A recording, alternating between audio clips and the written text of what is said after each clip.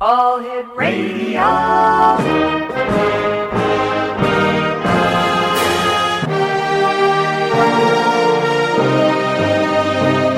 Welcome to the X Zone, a place where fact is fiction and fiction is reality. Now, here's your host, Rob McConnell.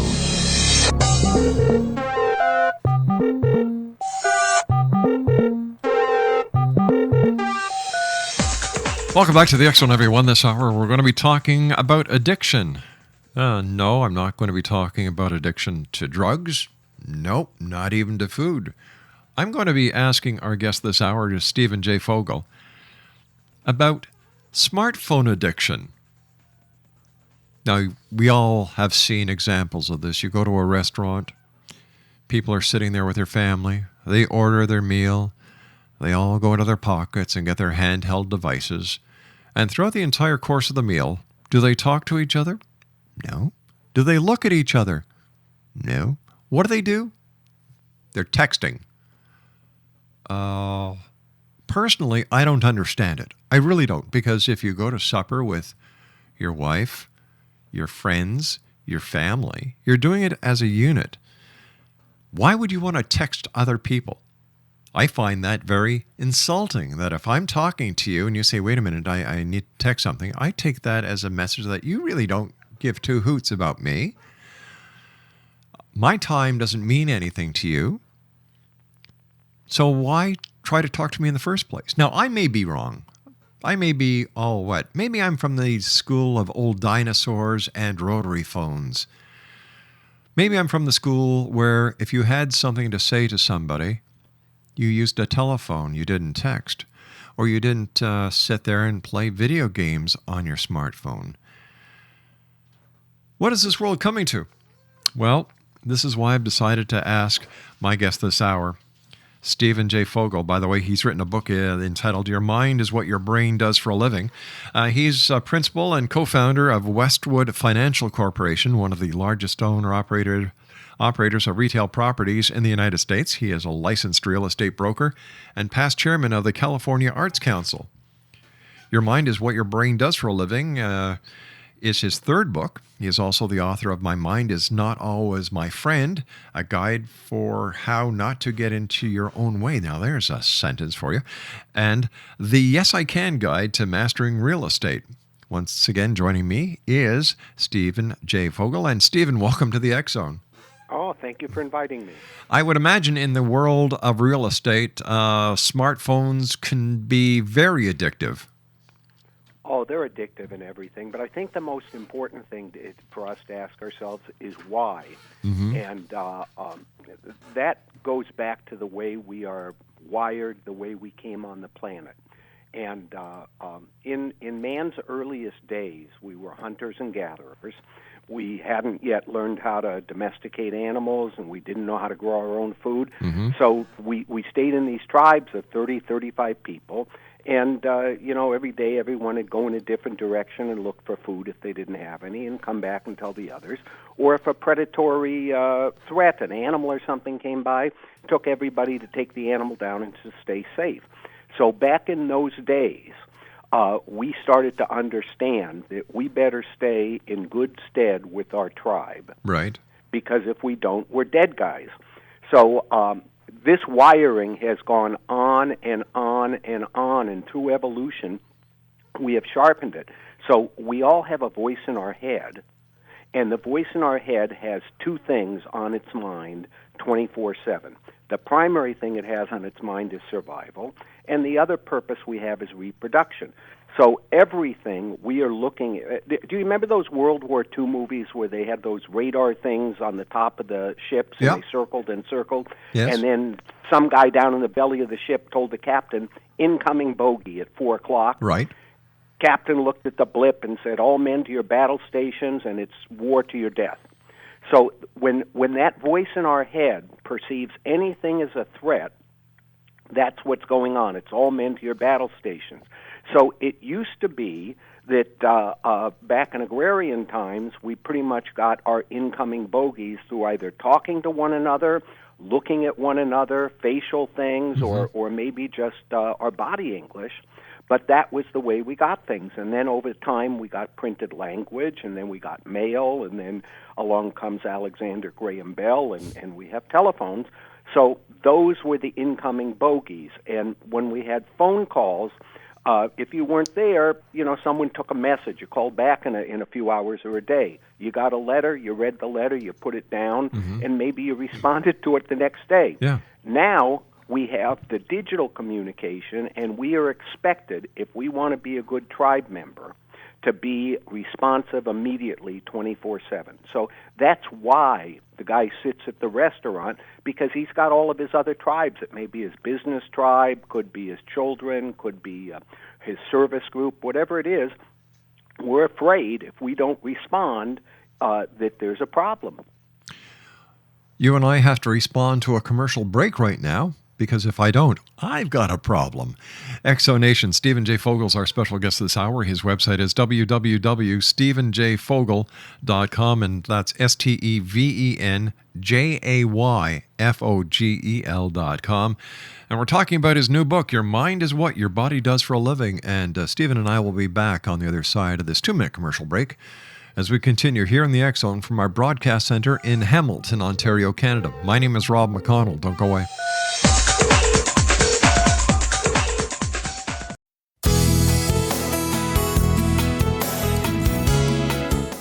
With each new extreme weather event or terrorist act, it becomes increasingly obvious that we live in uncertain and challenging times.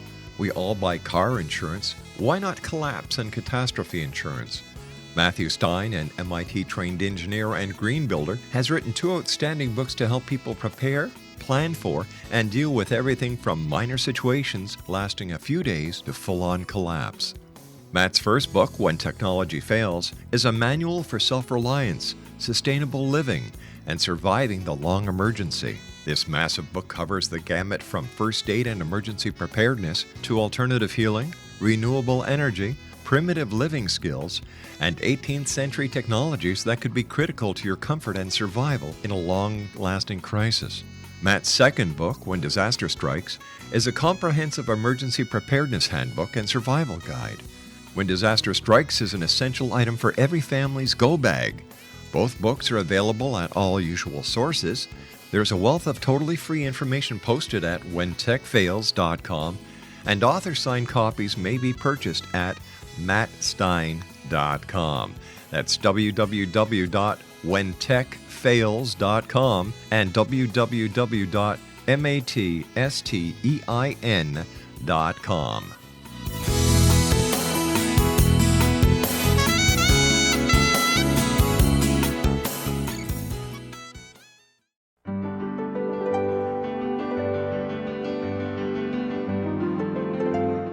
Named one of the world's greatest psychics, Elizabeth Joyce is now giving readings worldwide via Skype.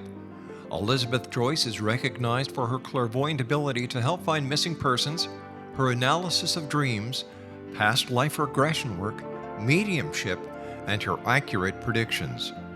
Elizabeth has been a frequent guest on the X Zone radio show with yours truly, Rob McConnell, now for several years. For an appointment with Elizabeth Joyce, call 201-934-8986 or Skype at elizabeth.joyce. And for more information, you can always visit Elizabeth Joyce online at www.new-visions.com.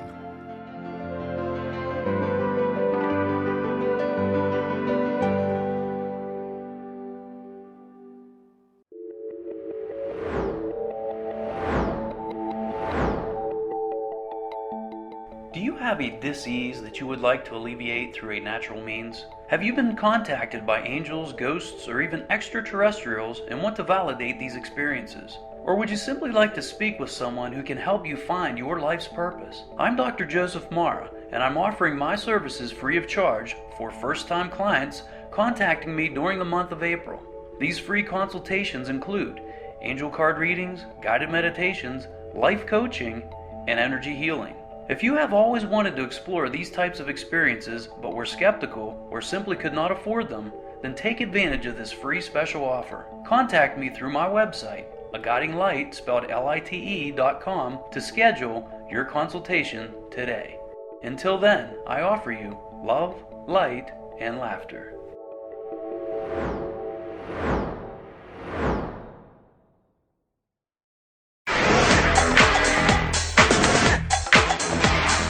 It's a revolution! Get down on your knees and show some appreciation. Yeah, get down on your knees and show us some appreciation. We're here Monday through Friday for 4 hours in a row around the world from our broadcast center in Hamilton, Ontario, Canada. I was just kidding about getting on your knees, by the way, Exonation. You know me better than that. Most of you have been with me for 22 years now. And you know what? I can honestly say I'm not addicted to a smartphone. Am I in the high majority or the low minority? Oh, if you're talking about being in a metropolitan area in a first world country, you're in the minority. If you're talking about being in a third world country, you're kind of in the middle of the pack. You know, some statistics are 84% of respondents said they couldn't last at least one day without their smartphones. Oh, come on, guys. 50% of Americans keep their phones with them during sleep. My God. And this is a quote almost like a security blanket, our guest said. This is true of more than 80% of 18 to 24-year-olds, and 20% said they check their phones every 10 minutes. Let me ask you something. By people being so addicted to their smartphones, how much of their time during their paid work week is actually being wasted on their personal cell phone use instead of being focused on the job they're getting paid for?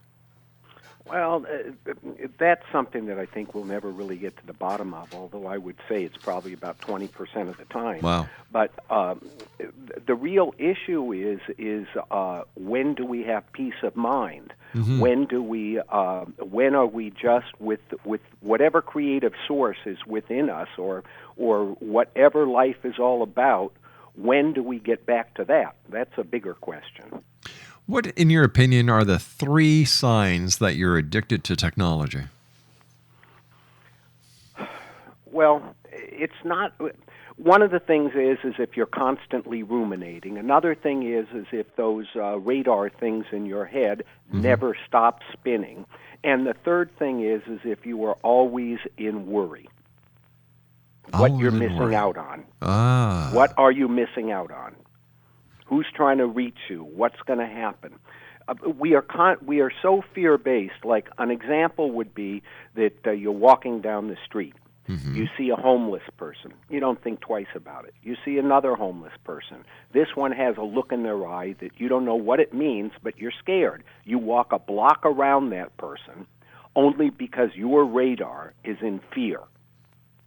So we are such fear-based creatures that a look, a touch, a thought, anything brings anxiety to us. The anxiety gets the various secretions in our body working, and we're off to the races. We all have something up in the frontal lobes of the head called an amygdala. And an amygdala is about the size of a Brazil nut, maybe 1.5 inches long and maybe a little less than 1/2 inch wide. And that's the point of entry for all input. So some of us have an amygdala with a hair trigger. So when you see and by the way, it's all fear-based. So when someone comes along, again, that homeless person with that strange look in the eye, the amygdala picks it up, and the amygdala has fight or flight all the time. So if we're hair trigger amygdala people, we are constantly going to be on the verge of running, and or else shooting. And if we have a nice calmness to our amygdala, then we can process things. So the thing with the cell phones and the digital technology is that the amygdala is waiting for them to come in. We keep picking up our phone because we're anxious to be ready for whatever threat is coming. Personally, I just use my smartphone to make phone calls with. I'm not constantly checking it. In fact, when I walk out of the office, that's where the technology ends. I've had enough of it. My guess is your sense of self is very strong, and you're a very well-adjusted human being. Well, So I think that's where you have the balance. So are we then increasing the insecurity of society with all this technology? Well, I think what it comes down to is who are we? And are you familiar with an author named Ray Kurzweil? No, I'm not. He's a wonderful futurist, and he's written a book that came out a couple of years ago called The Singularity is Now. And he makes the point that, along with many others, that as we speak today, scientists are reverse engineering the human mind. And the idea is that in theory we could, in the same way when our cell phone, when voice technology came out, and the first time we spoke into phones and something said, "Who do you want to speak to? Press 1 for this or press 2 for that." They had a very small vocabulary, and everybody was frustrated constantly. It never seemed to work. Today, if you use an Apple phone, the Siri has a multi-$100,000 language base where it can understand most words. So as that has developed, it's like the artificial intelligence. Ultimately, there will be, he believes, a merger between artificial intelligence and DNA-based organisms like the human. Right. And that he believes that ultimately what the currency of the universe is intelligence. And that everything is trying to put intelligence forward and forward and forward throughout the entire galaxy. And as we think of evolution, we think of it as DNA-based. That, like we had the Big Bang Theory, and then if you believe in the Big Bang Theory, then out of the primordial slime came one-celled creatures, and from one-celled creatures begot jellyfish and reptiles and ultimately humans. And so everything has evolved through DNA. Everything came from the primordial slime. Everything had the same DNA. So we tend to believe that that the DNA will be the platform of all evolution in the future. But he believes, and I go along with it personally, that in the way that first we had maybe Betamax, and then we got VHS, and then that led to the to the CDs or discs, Right. and now everything just comes through the internet. That probably the DNA platform that humanity and all other living creatures are probably like the Betamax platform, and we may ultimately shift to some other platform as intelligence just goes to its final end, which is probably the reverse of the Big Bang. So are we actually going to see the integration of humans with technology? And will technology take over the human race? Okay, there's two questions there. The first question is are we going to see it? And the answer is not only are we going to see it, that is exactly why your proverbial person at the restaurant with his family cannot get his mind out of his digital piece because he has already melded with it. The reason why people get so upset if they've forgotten their cell phone is it's almost as if we have forgotten a part of ourselves that we need to interact with the universe. So we're already past that point. So we are really, most people are really dependent on their technology in order to survive? At this point, yes, in the same way that we are dependent on electricity, in the same way we are dependent on oil, in the same way we're dependent on having a grocery store. If it were up to me and there were no grocery stores and I had to personally feed my family, I don't know if I could find a berry or a root, or I don't know if I could exist for about 2 or 3 days without a grocery store. So what are the dangers? One of the other things is that as a society, we went from the agrarian revolution through the industrial revolution with the understanding that there's boundaries on what the boss can ask you to do. You went to work at 9, you left at 5. Rarely would a boss ever call you. Rarely would you call your boss. It was just unacceptable. Today, those boundaries don't exist. As long as it's in digital form, we can reach out to each other at 3 in the morning and be disappointed if we don't get an answer at 3:05. Hence, the person sleeps with their phone next to their pillow. Yeah. And by the way, we're just at the beginning of this. But probably within the next 2 years, our refrigerators will be emailing us, telling us that we need the lettuce is wilted. Our toilets will be emailing us, telling us that it's analyzed the remains of our excrement and found that we have too much of one chemical and not enough of another. Every inanimate object will be texting or emailing us to keep us up to date on what's going on. But isn't that going too far? Do we really need all this information? And how does it enrich our life? Well, it depends how far back you're standing. If you're looking at it from a father looking at his children, you say, hey, you'd be a lot better off going to the park and running and playing. That's right. And if you're looking at it from the standpoint of a scientist who says that life on Earth is getting too complex and we need more space in the universe, then know that nothing makes a difference except the survival of our species. But how is this electronic mass market that we see ourselves in? We're getting inundated with radio waves. We're getting inundated with microwaves. We're getting inundated with the RF frequencies within our house from smart this, smart that, smart the other thing. It's going to take an effect on the human brain. So what are they doing? Dumbing us down so that they can incorporate their ultimate will to take over the world using our bodies? There is no they. It is our species as a whole. In the same way that if you go into a bee, where the beehive, a beehive, an ant farm, a termite hill. They are millions of individual organisms that act as one organism with one collective purpose. And humanity has one collective purpose, and that's to move forward. To survive. Yes, to move forward. And whatever our purpose is, it's really not even, it may be some of us have a point of view what it may be, but so far there's been nothing that we can count on that says why humanity is on the planet. Why is that such a pivotal point? Why does this have to be answered? It doesn't have to be answered. If you go back to Jewish Talmudic scholars, there's a point of view they have that it's not up to anyone to finish building the temple. It's only up to everyone to continue its building.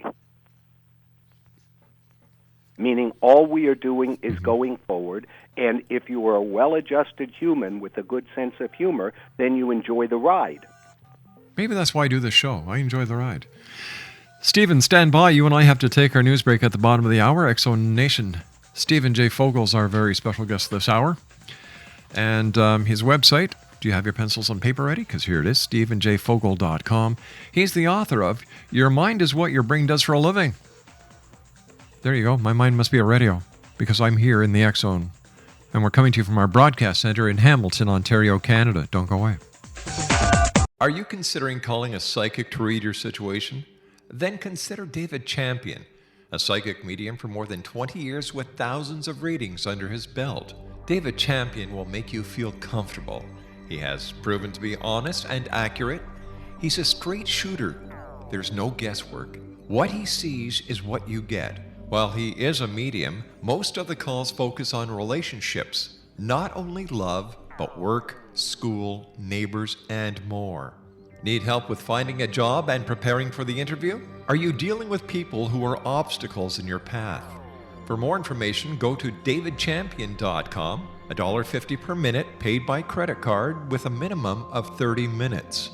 For your reading with David Champion, call 1-877-702-8598. That's 1-877-702-8598.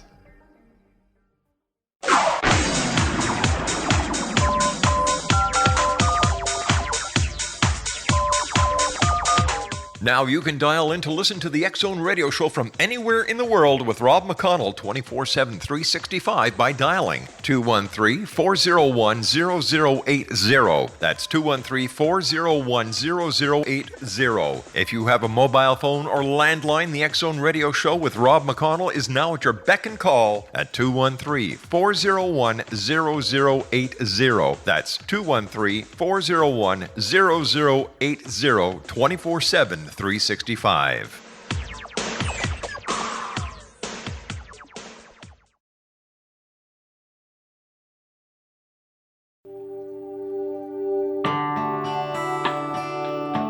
Hi, this is Elizabeth Joyce with the X-Zone. This week, beginning March 31st through April 6th, we have eclipses, retrogrades, and the Grand Cross energy. That comes on April 28th, which is going to bring activity and attention to your relationships. On the 29th, the solar eclipse in Taurus will bring a focus on your finances. Your patience will be tested throughout the month because 3 planets are retrograde. Your mind will be on several different issues this month as Mercury zips through Pisces, Aries, and finally Taurus. When Mars is in partnership-oriented Libra, you can expect activity in that area of your life. Be sensitive to the needs of people around you. Aim for harmony and equality in all of your alliances, whether they are emotional or professional. There are 2 very strong, challenging aspects in April, on the 20th and the 21st. Actually, this energy will affect you the entire month, beginning today. For many, they bring stress, nervousness, a crisis, suffering, a dilemma, or other problems. Be sure to stay alert. Avoid all high-crime neighborhoods and people who have been abusive to you in the past. Since the Grand Cross triggers, the water signs expect lots of April showers. And for more information on Elizabeth Joyce, visit her website, www.new-visions.com. My guest this hour is Stephen J. Fogel. His website is www.stephenjfogel.com. He's the author of Your Mind is What Your Brain Does for a Living. Stephen, so how would you recommend people balance the scales between addiction and to normal use, if there is such a thing? Or is the normal use the addiction? Okay. The way to find balance in the world is similar to the process of enlightenment. And I believe that the key to enlightenment is when the first time we get that we have a voice in our head and that we are not the voice in our head. We all have a voice in our head, and it's pretty much on 24/7. Many people, if you ask them if they have the voice in the head, they will say, no, I don't, and they'll say once in a while. And if you ask them how often, and you try to pin them down, they may say 4 or 5 times a day. Well, the voice in our head is 24/7, and it's every thought we have. And most of us believe that the voice in the head is me, and that I am the voice in the head, that we are a single unit. And they haven't yet gotten that, the way I like to describe it, it's kind of like in a political system. In the United States political system, we have the president, and then the president, when a big issue comes along, then he goes to a Secretary of State or a Secretary of War, and generally if you're talking to the Secretary of State, it says debate with the people, and if you're talking with the Secretary of War, it says bomb them, and then the president has to choose, look at all of the options and make a determination what way he wants to go.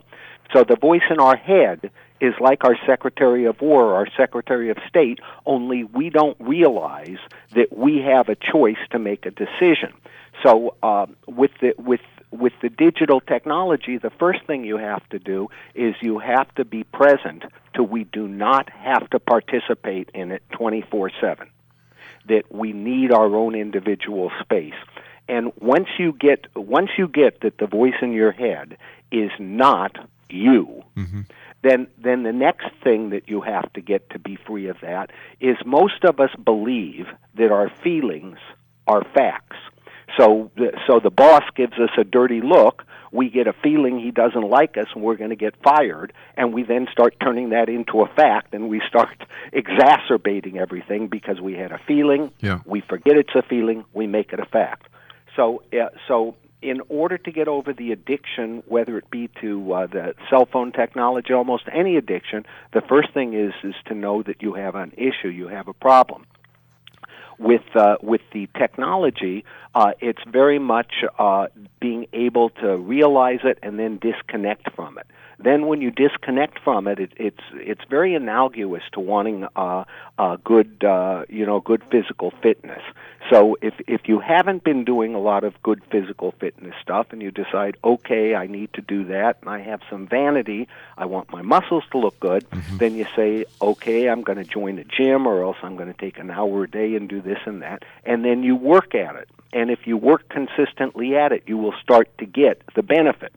So it is the same thing with the cell phone technology. If you want the benefit of the peace of mind of being able to put it down, you have to resolve that you need that, and then you have to work at it just like you have to work at the gym. You have to set aside like 20 minutes twice a day and do something comparable to meditating. For myself, long before I ever knew about this, I got into the habit of being a runner. And for 40 years, I ran 6 miles a day, 6 days a week. And one of the things I found is that's its own meditation. When your body is actually doing any activity, it occupies the voice in your head, so the voice in your head can't keep a conscious train of thought. It can't keep a through line. As soon as that happens, then you have a breakthrough, and you start to be able to commune with whatever the source is and just find peace. That is where the break from the digital technology into having peace of mind, that's the entryway for it. Are humans wired to cope with all the information that we're being flooded with today, whether it be email, text, news, whatever? Yes, we are definitely wired to it. One of the things that's the most unusual part about the wiring is that today we think of things like an iPad. You buy an iPad; it is exactly the way it's supposed to be. You can't get inside it. You can't tinker with it. You can't add. You can't subtract. 20 years ago, we had our first stereos and things like that. And if you're like me, when you got your first stereo, you went to a big store, and the guy said you need a tuner, and then he said you need a woofer, and then he says you need speakers, and then you need this component and this component. And by the time you got home, you had 20 boxes, and it took you hours to wire them together. So the iPad would be everything is exactly the way it is now, one box, you're set up to go. The 20 years ago would be the computer store with 20 different components. So through evolution, the way our central nervous system is designed is more like the stereo system. So as we evolved, we added a new component, and it was a separate component. So all of these components are wired together, and they all interact. The problem is that they are not wired exactly the same in everybody, and we're born with, it's believed today we have about 1 trillion neurons. And the neurons come online at different times throughout the growing process, and they don't distribute themselves in the same way in every person. So someone that's very athletic has more neurons in the muscle control, in the hand-eye coordination department or other departments, and perhaps they don't have as many in the analytical department or vice versa. So depending upon the way we're wired, we have different coping strategies, and therefore someone like yourself who has the blessing of not being addicted to the incoming bogeys, you have the ability to do a lot of other things. If all of your if you had a disproportionate amount of your components of your central nervous system wired in the area of fear more than most, then you're going to be totally focused on all incoming potential fear. Wow. Tell me, are we communicating more or less these days, and is the quality of communication getting better or worse? Well, that all depends where you look at it. Okay. If what we are doing is that if we were 100 years ago, we would communicate a great deal by letters, and people wrote beautiful letters, and they'd go 7, 8, 10 pages, and they would explain all sorts of things. And people were taught how to do that. There's a beginning to a letter, there's greetings and salutations, there's a whole format. Yeah. Today, we are teaching our children to think in 140-character thoughts, the same thing that's a text. We are no longer teaching our kids the skills of how to put together an interesting story. It used to be when we watched television, when we watched television, everything we watched had a beginning, a middle, and an end. That's right. So if you watched I Love Lucy, in the first beginning part of it, there was, something came up where she had to take someone to lunch and it was a big deal, and then there was an obstacle because she couldn't get a reservation or her husband wanted her to go somewhere, and at the end we saw the lunch. So beginning, middle, and end. Today, we are so into non-scripted reality TV that there is never a beginning, a middle, and an end. If you're watching the Kardashians, or if you're watching those shows where they buy the public storage units, right. Every episode, there is no beginning, middle, and an end. No. All there are is characters and more just plain information. So we have our children are not being brought up in a situation with beginning, middle, and end. They are not being brought up with something that they have to communicate in the way we did. Now they are simply with flow. Everything is flowing. Meet you here, meet you there. Oh, we have a 2-hour deadline. Let's do the 2 hour. It's a never-ending conveyor belt. For every pro, there has to be a con, because we live in a binary civilization, a binary existence, good, bad, up, down, in, out, right, left, and the list goes on and on and on. God forbid the day comes where there is an electromagnetic pulse. All the satellites are out. All the cell towers are out. How are these people going to cope with life? We won't. Probably 3/4 of us will evaporate. 1/4 of us will adapt and try and survive. But then you could also, if we were dinosaurs and we were talking to each other, there were millions and millions of dinosaurs on the planet, and they were just like us. But you look around and you no longer see a single dinosaur. In Cincinnati, Ohio, I was there on a real estate thing, and this is, as a runner, they have a timeline that is 5 miles, and every stride, about every 3 feet, is 1,000,000 years.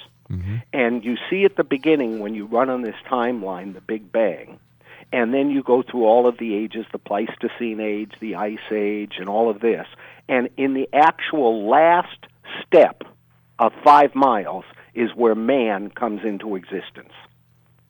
The planet is thought to be 18 billion years old. That means 18,000 million. And man is thought to be here less than 1 million. So we still have a lot of growing up to do. Who knows? And growing up may be that we turn into a cyborg. So it looks like Star Trek was right again with the Borg. Yes, I believe it is, and I believe that we all are cyborgs now, and I believe that our cell phones are the precursor of something that will probably evolve right into an implant. Well, we already have implant chips that track people, that track dogs. You can certain people in high-risk professions have chips installed in them and their children in case of kidnapping. So it looks like those days are here. But what would you say to a young person who readily admits that he or she is addicted to his or her smartphone? Are you happy? And if their answer is that if you ask someone, are you happy, people automatically respond. But if you find a way to get, the voice in our head is completely territorial. So it's when you and I are speaking now, it's my voice in my head talking to your voice in your head. Right. The part of our superconsciousness that is the essence of you and the essence of me is not really all that interested in anything other than getting back to source, other than just reuniting with whatever it is that life is all about. But we occupy ourselves the way we are right now, and we occupy ourselves in trying to make a living, and we occupy ourselves in trying to improve. But that's just an illusion. So what is the reason for life? Why are we here? I do not have the answer. But do you remember the movie City Slickers? Yes. Okay, in the movie City Slickers, the Billy Crystal character has gone on with his friends on this getting back to nature thing, and they meet the guy played by Jack Palance, who is named Curly, and Curly is a guy with a tremendous sense of self. He doesn't take any prisoners, and he knows what life's about.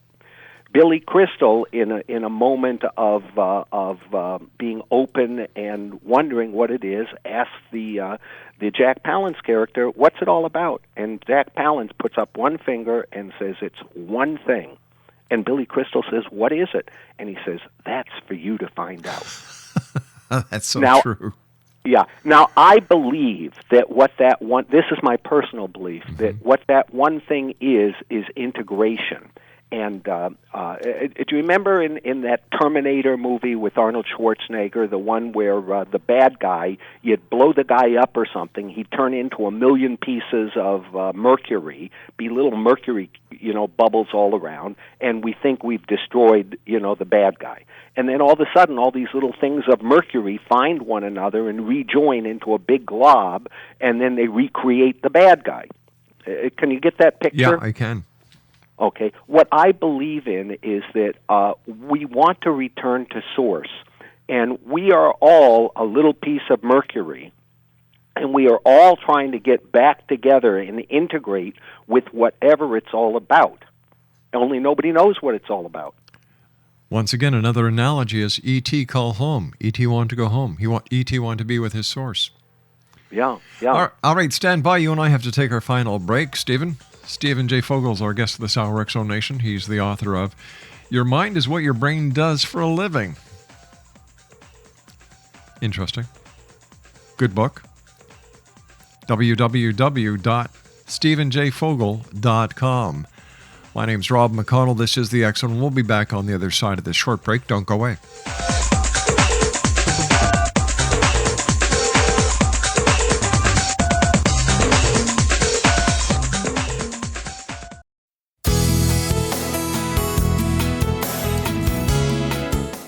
With each new extreme weather event or terrorist act, it becomes increasingly obvious that we live in uncertain and challenging times. We all buy car insurance. Why not collapse and catastrophe insurance? Matthew Stein, an MIT-trained engineer and green builder, has written 2 outstanding books to help people prepare, plan for, and deal with everything from minor situations lasting a few days to full-on collapse. Matt's first book, When Technology Fails, is a manual for self-reliance, sustainable living, and surviving the long emergency. This massive book covers the gamut from first aid and emergency preparedness to alternative healing, renewable energy, primitive living skills, and 18th century technologies that could be critical to your comfort and survival in a long-lasting crisis. Matt's second book, When Disaster Strikes, is a comprehensive emergency preparedness handbook and survival guide. When Disaster Strikes is an essential item for every family's go bag. Both books are available at all usual sources. There's a wealth of totally free information posted at whentechfails.com, and author-signed copies may be purchased at mattstein.com. That's www.whentechfails.com and www.mattstein.com.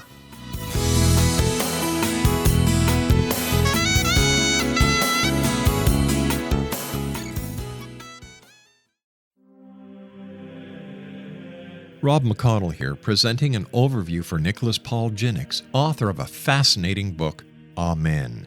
It presents facts revealed by Egyptologists, facts that enable us to understand why Amen is the beginning of creation of God. It provides recommendations for religious leaders of the major religions to unify their beliefs and teach the Word of God. Love one another. Amen informs people how mankind conceived God. It was the Egyptians that developed the concepts of a soul, a hereafter, and Son of God. And finally, after the worship of many gods, they conceived the belief in one universal God, the maker of all there is. For more information, visit www.futureofgodamen.com. That's www.futureofgodamen.com.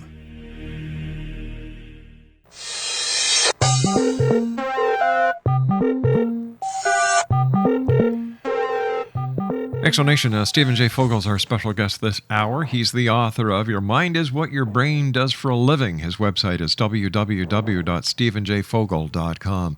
First of all, Stephen, thank you so much for taking time out of your very busy day to be here with us in the X Zone to tell us about your book. Something that came to me over the last couple of seconds as we were just getting ready to come back into this segment was, what was the name of the movie where Robin Williams was a robot? Was that Centennial Man? Well, I only think of Mork and Mindy when I think of Robin Williams. No, I don't get that one, but develop the point. It was about how society changed and this robot only wanted to become a human. And over the years, people would come and go in this robot's life, but towards the end, he did become a human. And then once he became a human, he wanted to become a robot again.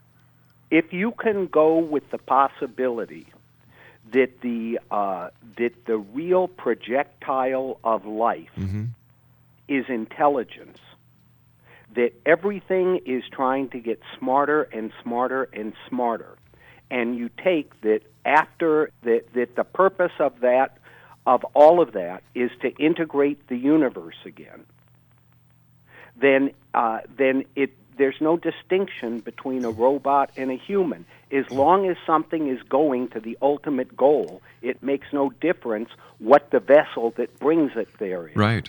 So basically what we're doing is going back to source, or going back to the light. We're going back to the beginning.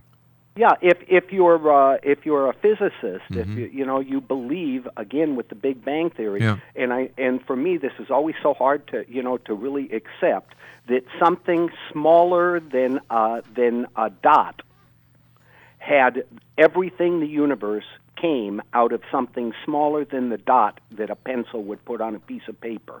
So trillions and trillions of tons of everything, all the planets, all of everything came from a dot, and the same people that brought us this belief system, and I would assume it's probably true, believe that it's all going to reverse and that all the universe will go back to a dot eventually. Ashes to ashes, dust to dust. Yeah, we live in a very, very, very wonderful... Thoughts can just expand as big as the universe, and all of this is just another thought. Who are we? What are we about? What's it all about, Alfie? Many questions, and for every question that is answered, hundreds of questions arise. Stephen, it's been a great pleasure talking to you. What are your final thoughts for the X Zone Nation around the world? It's all going to be perfect. It isn't going to be the way we picture it, but it's all going to be perfect. No matter what happens, it's exactly the way it's supposed to be. And where are your books available, Stephen? All of the bookstores, Amazon.com, wherever you're going to find a book, if you ask for it, they'll find it for you. What's next in the life of Stephen J. Fogel? Oh, that's a wonderful question. Who I am is someone that likes to teach and likes to learn. So probably my curiosity will be what I will thrive on until they put me in the casket. And with any luck then, I'll find out what it's all about. And your name's not even Alfie. No, but I'm sure going to change it. Stephen, thank you very much for joining us. A great pleasure. And do me one little favor. Sure. Say hi to your mom for me. Oh, I will. My mother's 96, and she lives upstairs. My girlfriend's 31, and she lives downstairs. You animal, you. Well, everybody's got to have some fun in their life. Whoa, wrong one there, buddy. Once again, thanks very much for joining us, Stephen. Take care of yourself, and I look forward to the next time you join us back here in the X Zone. I've really enjoyed talking to you. Thank you. Nice talking to you, too, sir. X Zone Nation, Stephen J. Fogel has been my guest. www.stephenjfogel.com. He's the author of Your mind is what your brain does for a living. I'll be back on the other side of the news at 6.5 minutes past the top of the hour as we continue here in the X Zone with yours truly, Rob McConnell, from our broadcast center in Hamilton, Ontario, Canada. Don't go away. Thank you again.